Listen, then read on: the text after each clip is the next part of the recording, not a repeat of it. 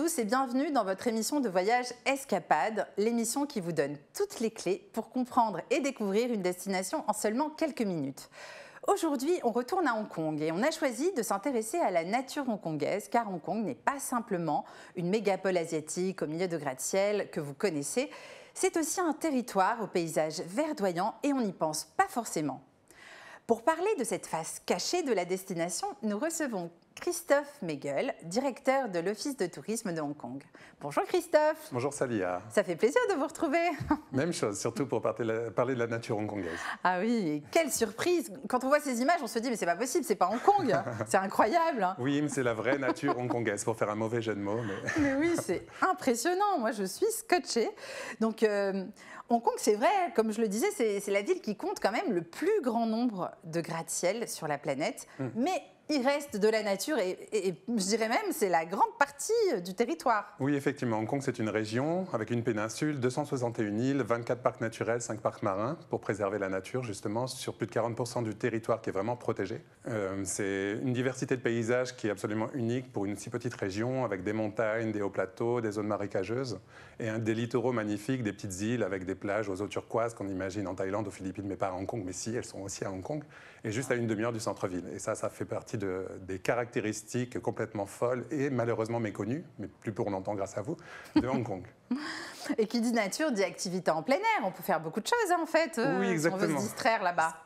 Ce dont on se rend compte quand on va là-bas, c'est qu'on peut tout faire sauf le ski, parce qu'il ne fait jamais assez froid. Il fait à peu près beau toute l'année là-bas, en tout cas, en termes de température. Même au plus près de l'hiver, il fera quand même bon à Hong Kong. Donc bien sûr la randonnée, l'activité numéro 1 à Hong Kong, plus de 1000 km de sentiers de randonnée, dont parmi les plus belles du monde. Sur le littoral de Sai Kung, dans le Macleod Trail, on a des paysages fabuleux, on part d'un littoral avec des roches hexagonales, un peu comme la marche des géants, la chaussée des géants en Irlande.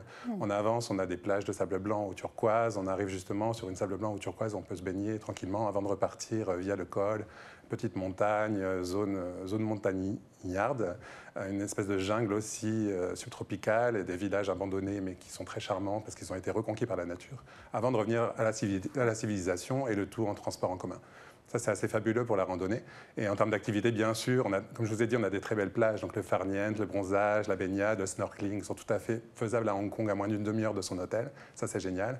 On peut faire du kayak des mers, pour les plus sportifs de l'escalade, du run, du trail. Il y a des très belles courses de trail à Hong Kong. Tous les possibles, sauf le ski. Mais on peut quand même apercevoir la neige dans le parc à thème de la Reine des Neiges à Disneyland Hong Kong. Mais... Et pour ceux qui aiment bien la plage, justement, alors quelle plage vous recommandez? Pas très loin du centre-ville. Il y en a plusieurs, je crois. Oui, alors sur l'île de Hong Kong même, au nord, vous avez les gratte-ciel qui sont séparés du sud par 4 parcs naturels. Et au sud, vous avez des très belles plages. Donc la plage de Repulse Bay, qui est juste à 15 minutes de transport de l'hyper-centre-ville, qui est déjà très jolie, sable blanc, déjà turquoise, aménagée. À 10 minutes à pied, on a une plage un peu plus secrète qui est prise d'assaut par les expatriés français qui sont toujours des connaisseurs. Ah, c'est les plus malins. Qui s'appelle South Bay, qui est le même pendant, sable blanc ou turquoise, mais sans aménagement, sans transport en commun pour y aller directement. Donc ils sont beaucoup plus tranquilles. On est vraiment tranquille sur cette plage. Le coucher de soleil, c'est absolument génial. Sinon, bien sûr, les recommandations les plus belles plages, c'est à Sai Kung, au nord-est du territoire. Notamment l'île qui s'appelle Sharp Island et sa plage assez fabuleuse, la plage de la demi-lune, Half Moon Bay. Toute petite, mais sable blanc ou turquoise, petits coraux à observer en snorkeling pour la journée sur une petite île qui paraît semi-déserte.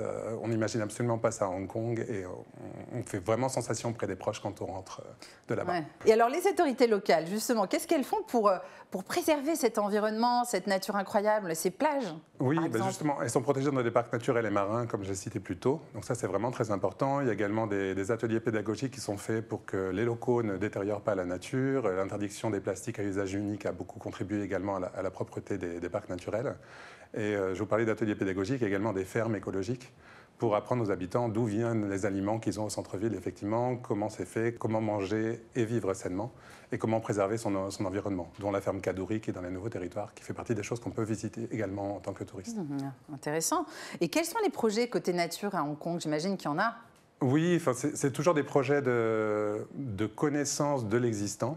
parce que les Hongkongais, jusqu'à il y a peu encore, ignoraient un peu le potentiel magnifique de leur propre nature. Ils allaient aux Philippines, en Thaïlande ou autre, sans se rendre compte que chez eux, ils avaient des choses fabuleuses. Donc c'est vraiment de la pédagogie.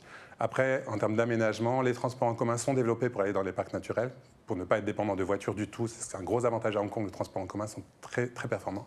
Les sentiers sont sécurisés, sont démultipliés, et les itinéraires tracés pour la sécurité des visiteurs et pour ne pas justement endommager ces parcs naturels. Alors justement, si vous voulez en savoir plus, il y a ce numéro consacré à Hong Kong que vous pouvez en fait encore acheter en ligne sur le site d'Escapade. Vous l'aurez en version digitale. Et c'est un dossier passionnant écrit par une spécialiste. Merci. Je confirme. Merci encore, Salia. Merci, Christophe. À bientôt. À bientôt. Et je vous dis aussi à bientôt pour un nouveau numéro d'Escapade.